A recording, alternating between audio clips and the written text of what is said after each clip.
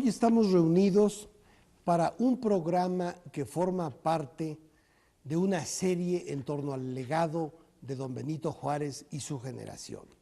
Estos programas han sido convocados por el Consejo Consultivo para el Bicentenario del Presidente Juárez al cumplirse 200 años de su nacimiento.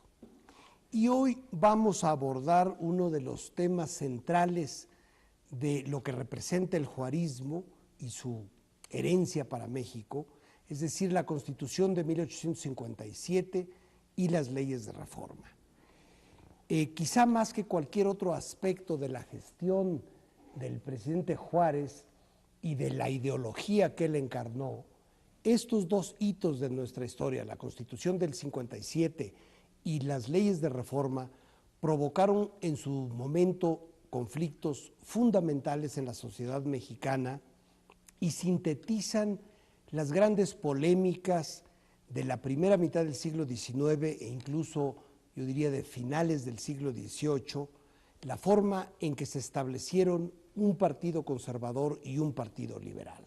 Todas estas luchas que ocuparon la primera mitad del siglo XIX vienen a sintetizarse en el establecimiento de esta Constitución y estas leyes. Yo los invito a ver una cápsula que mostrará visualmente algunos de los elementos fundamentales de ese momento histórico. Gracias.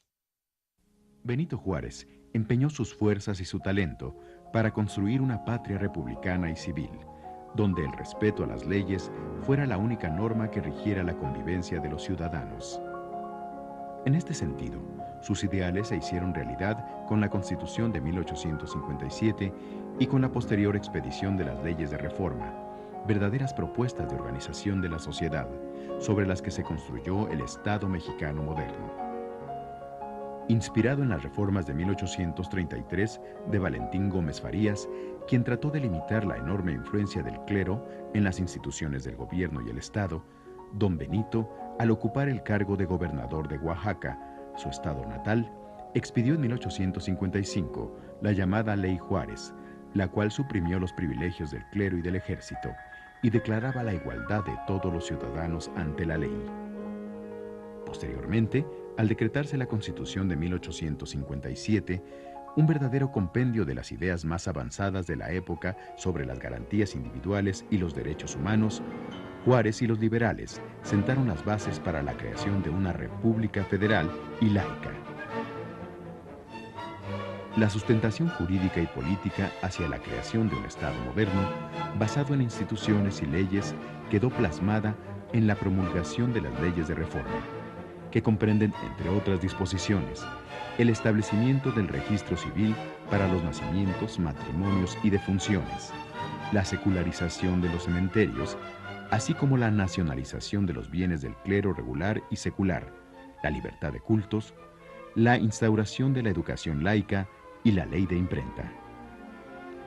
La aplicación de estas leyes provocó una violenta respuesta de los altos mandos de la Iglesia Católica y del Partido Conservador, pues afectaba sus añejos y enormes privilegios. Al apuntar la trascendencia histórica de la obra de Juárez y los liberales, a quienes llamó aquellos hombres que parecían gigantes, don Justo Sierra señaló: la República fue entonces la nación. Todos asistieron al triunfo. Todos comprendieron que se habían realizado conquistas que serían eternas en la historia, que la Reforma, la República y la patria resultaban desde aquel instante la misma cosa, y que no había más que una bandera nacional, la Constitución del 57. Bajo ella todos volvieron a ser ciudadanos, a ser mexicanos, a ser libres. Hoy están con nosotros para participar en esta conversación en torno a las leyes de reforma y la Constitución de 1857, Javier García Diego, doctor en Historia por la Universidad de Chicago, licenciado en Ciencias Políticas por la UNAM. Él fue también vocal ejecutivo del Instituto Nacional de Estudios Históricos de la Revolución Mexicana y actualmente es presidente del Colegio de México. Está también Jorge Islas, maestro en Derecho por la Universidad de Columbia, profesor de carrera de la Facultad de Derecho de la UNAM, director del Seminario de Sociología Jurídica en la Facultad de Derecho también de la UNAM y abogado general hoy en día de nuestra máxima casa de estudios. Se encuentra también aquí Alejandra Layou, maestra en Historia por la UNAM, cronista de la Presidencia de la República entre 1982 y 1990, directora del Canal 11 entre 1990 y el año 2000 y autora, como por lo demás todos nuestros invitados de esta noche, de múltiples publicaciones y libros, entre los que cuentan Los orígenes del Partido Único en México y AMLO entre la atracción y el temor.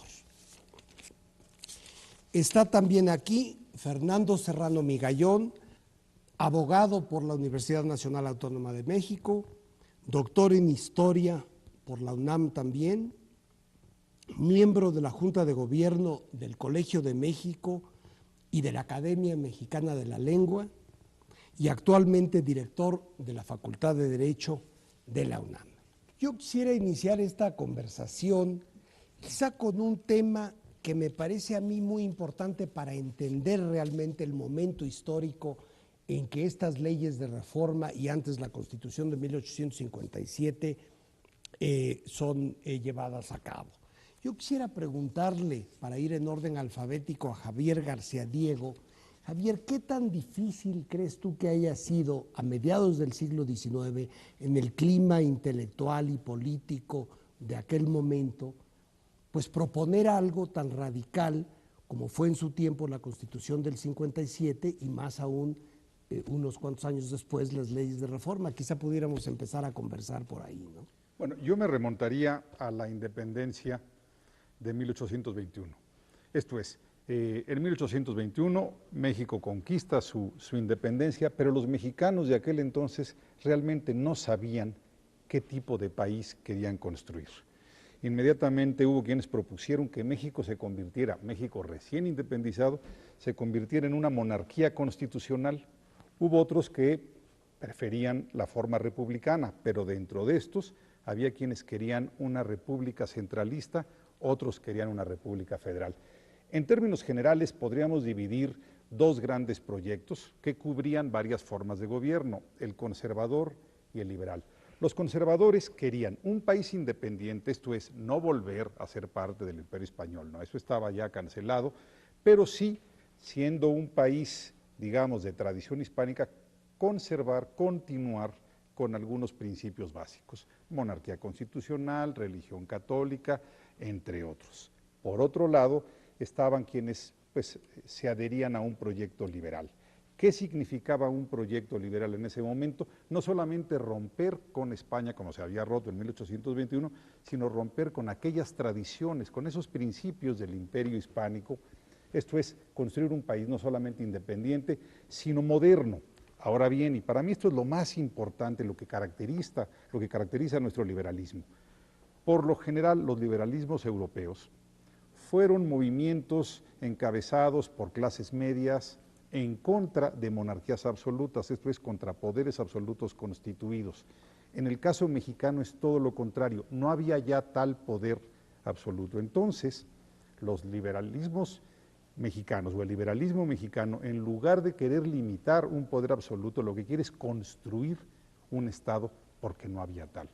Claro, ahí habría una aparente paradoja, ¿no? Si me permite, No sé qué, pero... romper el orden alfabético. Claro. Creo que tiene toda la razón, Javier. Pero yo creo que respecto a la pregunta original de qué tan difícil, desde luego no había el poder absoluto, pero había poderes muy importantes. Y el liberalismo mexicano va contra esos poderes muy importantes, sobre todo contra la Iglesia.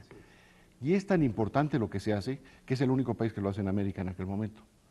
O sea, es el único país que puede enfrentarse de manera clara y abierta a ese poder, si no hegemónico, único, absoluto, sí un poder muy importante, de tal manera de marcarle clarísimamente los límites hasta dónde podía llegar.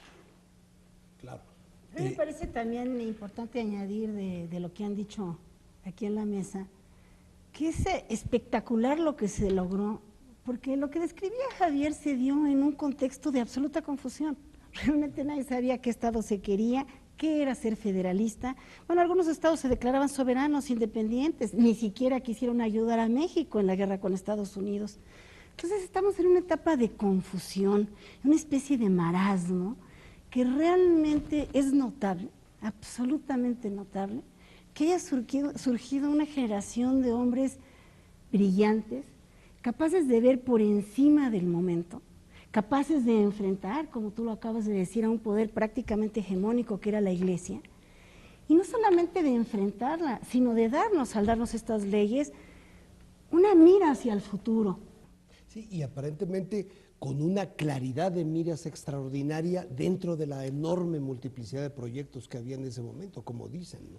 No sé cómo lo veas. Héctor, yo creo que es, como lo comentan en esta mesa, un hecho sumamente importante y trascendental para la historia jurídica, política y constitucional del Estado mexicano.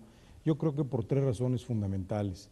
La primera, y yo quiero abonar a lo que decía Javier García Diego, no solamente fue formalmente el inicio para seguir construyendo al Estado mexicano, sino adicionalmente, y me parece muy importante, fue promover desde la Constitución y de leyes secundarias que secundaban esta reforma constitucional del 57, la posibilidad de independizarse de poderes fácticos que venían desde la colonia, poderes fácticos que estaban arraigados en la fe y en la creencia de la gente más necesitada, miserable. Entonces era muy difícil, muy complicado políticamente, institucionalmente, procedimentalmente, lograr una reforma de este alcance. Y ese fue el gran logro de esta gran generación de mexicanos, plasmar estas garantías constitucionales de libertad de culto y de un Estado laico, que decía, sí reconozco la creencia de fe religiosas, pero el Estado tiene preeminencia, seguridad y garantía para reconocerle a todos los gobernados las posibilidades de circunscribirse en lo que es la esfera pública, y lo que es la vida y la esfera de la vida privada quedaba tutelado en la Constitución y en leyes secundarias. Sí, a mí me parece que debe haber sido particularmente difícil ofrecerle a la población general o venderle, por así decir, cambios tan radicales, tanto institucionales y sobre todo conceptuales, yo creo, a mediados del siglo XIX, ¿no? Porque la gente justamente que tenía una formación básicamente muy religiosa y con una concepción muy diferente del concepto liberal de un gobierno, ofrecerles este modelo debe haber sido extraordinariamente difícil. Y se necesitaba, como dice Alejandra, una generación con una seguridad de convicciones, con una integridad personal extraordinarios para llevar esto a cabo. Pues sí, da la impresión que en algún momento dado, salvo el nigromante, que es lo que está registrado en el diario de los debates de Zarco, era el único que realmente no tenía alguna vinculación con la fe y la creencia religiosa católica. Incluyendo al presidente Juárez, tuvo una formación educativa pues no laica. Entonces había un vínculo no solamente de orden histórico, yo te diría que incluso hasta de instrucción inicial en las formaciones de toda esta gran generación de mexicanos. Lo importante es que tuvieron la posibilidad de leer a los enciclopedistas y a los liberales ingleses que les permitieron entender en base a las circunstancias y adaptarlo en base a las condiciones del Estado mexicano, un texto constitucional que a mí me parece que es de los más gloriosos, más importantes como referencia para el Estado mexicano.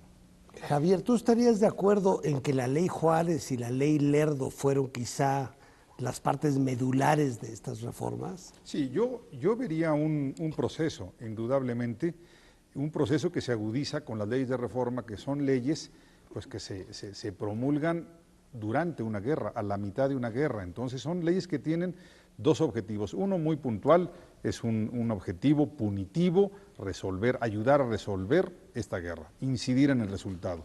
Y por otro lado, ir hacia el futuro.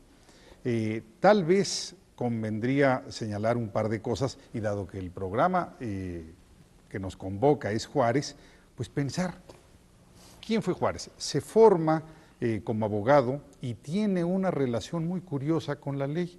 Por ejemplo, sabemos que fue legislador, fue diputado local hacia 1833 en Oaxaca, propuso, por ejemplo, pues el rescate de Vicente Guerrero, el cambio de nombre de Cuilapan, donde había sido fusilado el propio Guerrero. Luego fue también diputado, otra vez diputado local en 1845, pero eso no tuvo mayor peso en su biografía. 1846, sí, es por primera vez diputado federal, y esto es muy importante porque se le reconoce como un diputado casi invisible, esto es, no participó mucho, pero sí sabemos que por un lado votó a favor de que los bienes de la iglesia, ¿sí?, se pudieran utilizar para combatir, ¿sí?, a los invasores norteamericanos. En otras palabras, Juárez obviamente fue un hombre estudioso, aprendió idiomas, aprendió latín, sabía tanto derecho civil como derecho canónico, que era la materia que impartía como profesor, pero también fue un hombre que era muy atento a la experiencia histórica de su entorno y al contexto político que tenía que enfrentar. Eso nos vincularía a lo que discutíamos hace un rato, la vinculación de su biografía con sus acciones. A mí lo que me sorprende de verdad es cómo él veía los conflictos políticos, sociales, ideológicos del momento y los atacaba. Era un hombre de una intuición política como yo creo que no se ha visto en la historia nacional. Otra cosa que me parece importante de lo que señala Javier en este ejemplo que da, como para él lo más importante era la defensa de la soberanía del país, y si para eso había que utilizar bienes de la iglesia, esto estaba justificado. Pero Ahora, volviendo un poco a lo que decía Alejandra, perdón, de las leyes de reforma, si la soberanía del país ya se había conseguido en el 21, como recordó Javier, él lo que obtiene es la soberanía personal de los mexicanos. O sea, esa posibilidad de libre conciencia, de libre albedrío, de tener la posibilidad cada uno de ejercer y de pensar como quisiera, al margen de cualquier doctrina o dogma religioso. Crear verdaderamente al libre pensador, con todo lo que quiere decir esa palabra. yo quisiera ahora proponerles otro aspecto para la conversación, y es la cuestión de en qué medida y de qué forma han sobrevivido a lo largo de un siglo y medio los conceptos básicos encarnados en la Constitución del 57 y en las leyes de reforma. Todos sabemos que después vino un largo periodo, después de Juárez, el porfiriato, después alrededor de 70 años de lo que ha sido llamado un partido hegemónico. Ahora, desde el año 2000, tenemos un gobierno de transición. A lo largo de estos cambios tan importantes y de situaciones radicalmente distintas, ¿qué tanto piensan ustedes que sobreviva de la idea original? Yo creo que los conceptos por los cuales se crea la Constitución del 57 siguen intactos. Te diría que no solamente los conceptos, los artículos y la misma redacción. Te voy a poner dos ejemplos. Artículo 39 constitucional, que se refiere a la soberanía nacional, es el mismo artículo que los señores constituyentes del 17 decidieron dejar intacto. Otro principio que queda intacto es el principio del federalismo, y otro que me parece que es fundamental y que es motivo de la gran, digamos, creación, fortalecimiento e independencia, yo llamaría una segunda independencia del Estado mexicano, es el principio de laicidad, en donde hay una separación clara del Estado frente a las iglesias o las creencias religiosas. Lo que no sigue igual son la estructura de gobierno, eso fue modificado sustancialmente. Como recordaremos, en la Constitución del 57 teníamos un sistema unicameral con un sistema de gobierno presidencial, pero con facultades muy sobradas del entonces, lo que se llamaba Asamblea o del entonces Congreso Nacional, en donde daba la impresión que había preeminencia por tener un sistema de gobierno de contrapesos, en donde tenía más fuerza el Congreso frente al Ejecutivo. Entonces, en conceptos te diría, sigue siendo la misma esencia, en estructura y en procedimiento, en sistema de gobierno varió, porque la del 17 es la que da inicio a lo que sería el presidencialismo mexicano. Claro, pero a ver, yo quisiera retomar algo que acabas de mencionar, el tema del laicismo. Yo creo que es muy distinto a la actitud y la forma en que se implementaron las leyes relativas al laicismo durante el porfiriato, luego durante el régimen de la Revolución Mexicana y desde luego en los últimos 6 años. Entonces, si bien quizá el concepto se ha sostenido en el plano teórico, pero los manejos de este concepto creo que han sido muy distintos. Yo aquí me gustaría también volver un poco al siglo XIX, en las dos etapas de la relación de Juárez y sus hombres o los liberales de aquella época con relación a la ley. Es muy importante lo que ya se habló de cómo pensaron y cómo llevaron a cabo las leyes. Pero quizá tan importante o más importante es cómo las defendieron contra las fuerzas internas y contra las fuerzas externas. Eso quizá es mucho más importante en el momento actual por el espíritu de sacrificio para la defensa de la legalidad y de las leyes de reforma. Y lo digo volviendo a la actualidad, porque muchas de estas leyes formalmente existen y están en vigor y prácticamente todos los principios, como nos comentaba Jorge Islas, pero estos principios que pensábamos inalterables ya, muchas veces nos preguntamos si son así o no, y lo que nos obliga a pensar que tenemos que estar en guardia para que efectivamente no se vayan a tocar. Como en el caso, no sé si estarías de acuerdo del laicismo, ¿no? Exactamente, fundamentalmente pensaba en eso. No sé, Alejandra. Pues mira, yo creo que hay aquí un dilema espantoso en el que vivimos actualmente en México, que en estos últimos días se ha venido a aflorar una discusión entre qué es primero, si la justicia o la ley. Y es un dilema tremendo porque al estar nuestro régimen actual fundado en una revolución es cuando haces de lado la ley existente y dices que el pueblo puede imponerse y poner unas leyes completamente nuevas. Estamos hablando de cuál es el legado de las leyes de la Constitución de 56-57, que coincido con Jorge, tiene más impronta en la Constitución de 17 de la que se ha querido conceder. También estamos hablando de las secuelas, de los legados de las leyes de reforma. Pero yo quisiera hablar, porque es el objetivo del Bicentenario, del legado de Benito Juárez. Yo creo que es un personaje realmente grande en la historia del país y no quiero caer en la historia de bronce.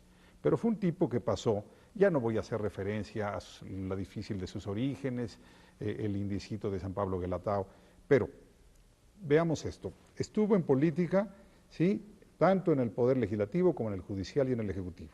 A nivel de gobierno estuvo en el local y en el nacional, local, estatal y nacional. Era un hombre que tenía una información de política mexicana y de política internacional.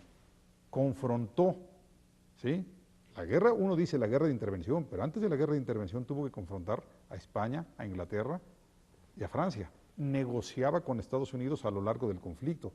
Así que para mí Juárez es, por un lado, político y estadista. Tenía unas capacidades políticas extraordinarias. Para mí ese es el gran legado de Juárez, haber sido un político responsable, con una enorme visión de lo pequeño y de lo grande, de lo local, de lo nacional y de lo internacional.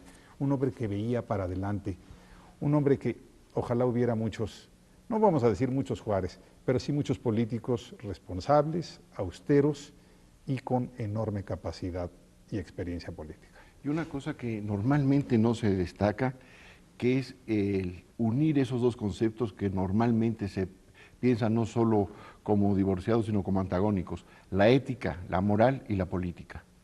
La actitud de Juárez como hombre de Estado, como hombre de gobierno, con su ideología y con el ejercicio del poder, es verdaderamente transparente desde un punto de vista ético y moral. Sí, yo quisiera subrayar esto que dice Javier, esta cualidad extraordinaria de, por una parte, poder obtener, lograr consensos, pero a la vez representar una propuesta muy radical, porque no era el político tibio que simplemente está en busca de consensos, a la vez era portador de un proyecto muy radical, quizá el más radical que hemos tenido en nuestra historia independiente. Yo quería agregar a lo que decía Javier, que me parece muy importante, sí el político, sí el estadista, pero yo siempre he defendido la idea de que Juárez también debe ser visto como el gran jurista que cambió la fisonomía de la organización del Estado mexicano. Y defiendo esta base, no comentándolo por sus antecedentes profesionales, laborales, a nivel local y a nivel nacional, sino porque Juárez era de las personas que pensaban que cualquier acto de autoridad público debía estar siempre fundado en el principio de legalidad. Claro, la actitud personal era, yo pienso, lo que le daba autoridad moral para adoptar posturas tan radicales, ¿no? Y es mucho más impactante, viéndolo con el paso del tiempo, el Juárez derrotado que el Juárez triunfante. En la época de la República Peregrina, de ir él solo con unos cuantos leales a atravesar el país y estar consciente que llevaba junto con él no solo a la República, sino a la nación, con ese sacrificio personal, con ese, sin saber cuál iba a ser su destino, ese es admirable. Lo otro es mucho más vistoso y es ya la realización de todo aquel esfuerzo. Pero esa época en la que tiene que salir de la capital de la República y recorrer el país con Chistera y Levita dentro de la carroza, esa época es maravillosa. A mí me parece también interesante ver que aún en la Constitución del 57, que hay como 4 o 5 artículos que tienen diversas disposiciones sobre la separación de la Iglesia y el Estado, el preámbulo dice: gracias a Dios Todopoderoso nos damos esta Constitución. Una contradicción curiosa, lo que me hace pensar que privilegiaron finalmente la política y que, dado por aproximaciones sucesivas, iban a ir logrando consolidar y alcanzar la absoluta separación de la Iglesia y del Estado, y no con un decreto o con un acta de asamblea a través de la Constitución del 57. Como hemos visto desde la Constitución del 24 hasta la última ley de la reforma, de lo que se consideran como leyes de reforma, fue un proceso sucesivo de aproximaciones en donde poco a poco se iban deslindando de esta poderosa influencia de la religión, de la fe católica. Ahora, yo seguiría lo que dice Jorge en este sentido. Eran brutalmente pragmáticos. Juárez era un político brutalmente pragmático y uno ve cómo va evolucionando en ese sentido. Por ejemplo, Alejandra lo citaba en una de las primeras intervenciones, 1855. Todavía no son leyes de rango constitucional, son decretos durante la presidencia, algunos de Álvarez y sobre todo de Comonfort, 55-56. Se lanzan ya la ley Juárez contra los fueros, ley de iglesias contra las subvenciones, obviamente la ley Lerdo por la desamortización. Luego se avanza a la Constitución de 57, que yo no llamaría radical, en cierto sentido es moderada, y yo creo que Juárez, él se ubicaría como no el moderado tradicional, pero tampoco un radical. La Constitución de 57 no acepta la tolerancia de cultos, esta se da hasta las leyes de reforma, y luego las leyes de reforma se elevan a rango constitucional, aquí me corregirán los amigos abogados, hasta 74 con Lerdo, o sea que es un proceso. Ellos iban, como decimos en México, midiéndole el agua a los camotes, ellos iban templando. Además, es una ley, sí, la de 57, antes las de 55, 56, que provocan una resistencia brutal por parte de la sociedad mexicana. Poderes fácticos y pueblo, porque había una enorme religiosidad, o sea, generaron guerras. Exactamente, sí. Eso es importantísimo. Guerras y Ahora, a mí me gustaría de esto que estás diciendo, Javier, ligarlo con lo que antes nos explicó Fernando. Realmente, digamos que el motor, el impulsor de esta grandeza es la concepción misma que se tiene del hombre. Cuando decías hace unos minutos que nos dio la soberanía del individuo. Cuando nosotros estamos viendo este proceso y ante tesituras tan brutalmente complicadas como la historia las presentaba en ese instante, hay una guía permanente, que es la concepción de lo que debe ser el hombre. Y hay en ello una grandeza increíble, extraordinaria.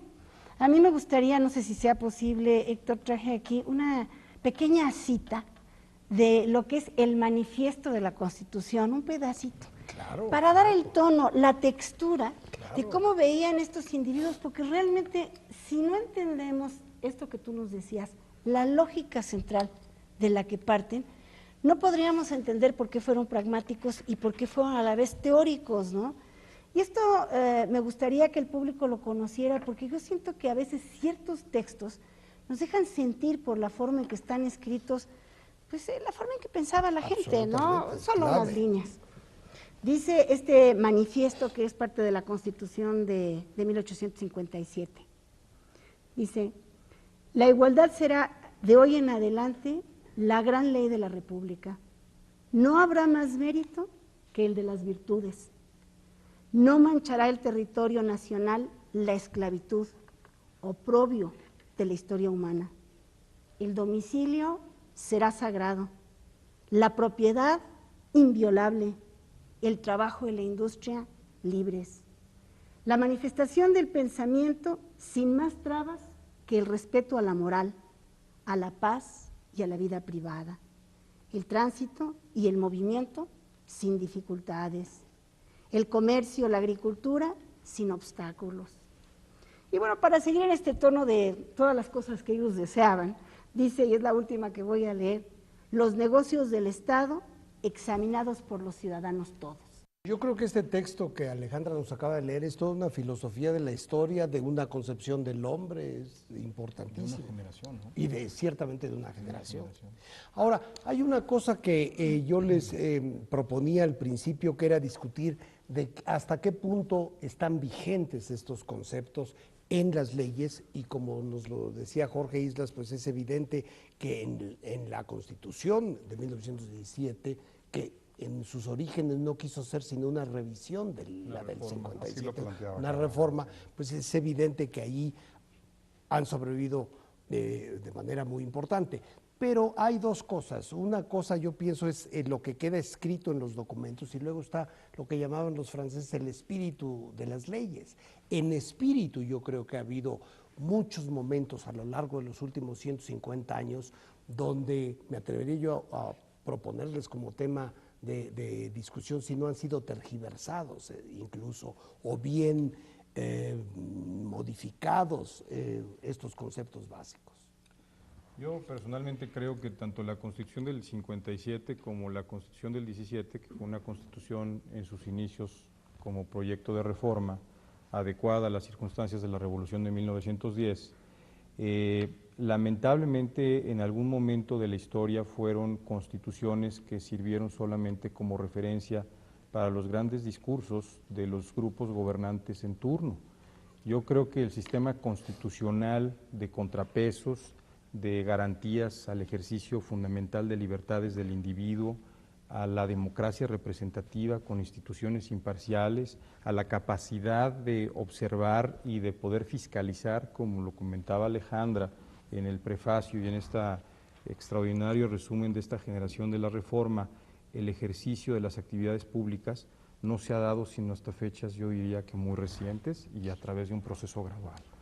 En la actualidad y en el momento actual te diría que vivimos con las deficiencias y las limitaciones que tiene el texto constitucional, plenamente en un estado en donde existen los principios fundamentales por los cuales se justifica la creación de una constitución y se ejercen cada uno de los derechos, cada una de las previsiones establecidas en la Constitución, de tal suerte que sirvió como un antecedente, y hoy tenemos una realidad que con la realidad y con el estado constitucional que tenemos en vigencia y en acción, pues tenemos que pensar en futuras reformas.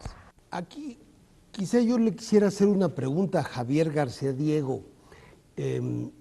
Javier, ¿qué piensas que sean las enseñanzas principales de aquel momento histórico para el presente, cuando se habla nuevamente de la reforma del Estado, quizás hasta de una reforma constitucional o de la creación de una nueva constitución? ¿Qué enseñanzas nos deja esa brillante generación?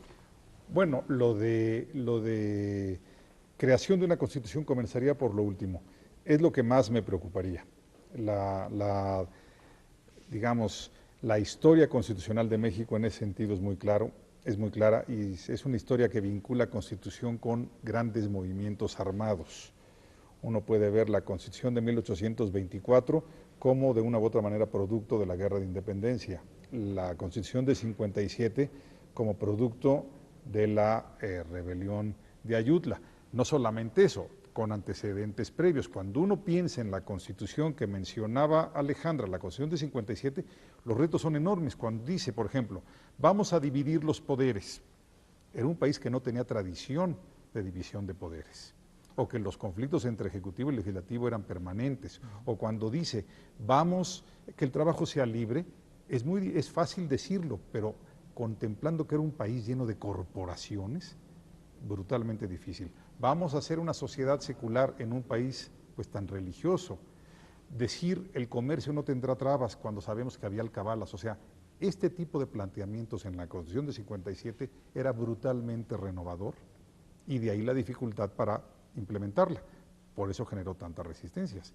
La Constitución de 57 genera una guerra de 3 años, después prácticamente una dictadura en donde pues poco se le hizo caso, y luego vino la revolución. La revolución nos vincula con la Constitución de 1917, que venía a resolver problemas anteriores. Ahora bien, yo creo que México ya no debe vincular más su historia, ¿sí?, a violencia con Constitución.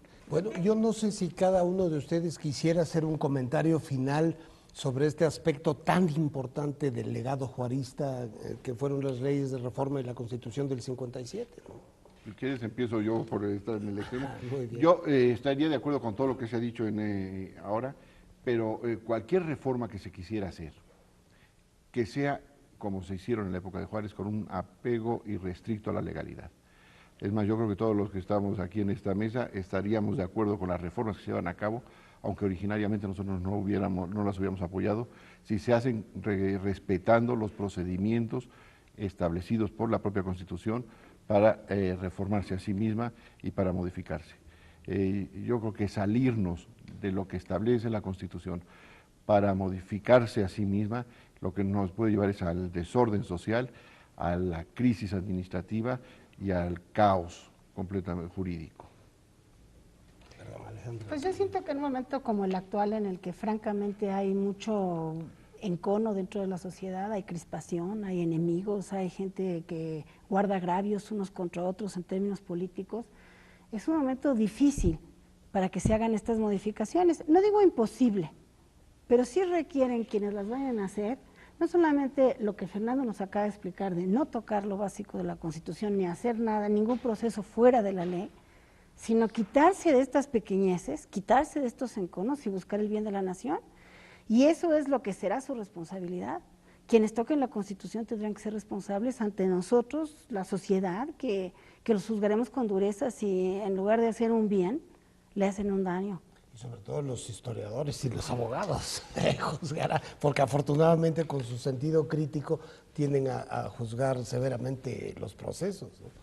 Perdón, Jorge. Héctor, solamente agradecerte la oportunidad de compartir con mis colegas de esta tarde esta extraordinaria charla. A la UNAM, por supuesto, invitarnos a reflexionar sobre Juárez, su trascendencia, su impacto.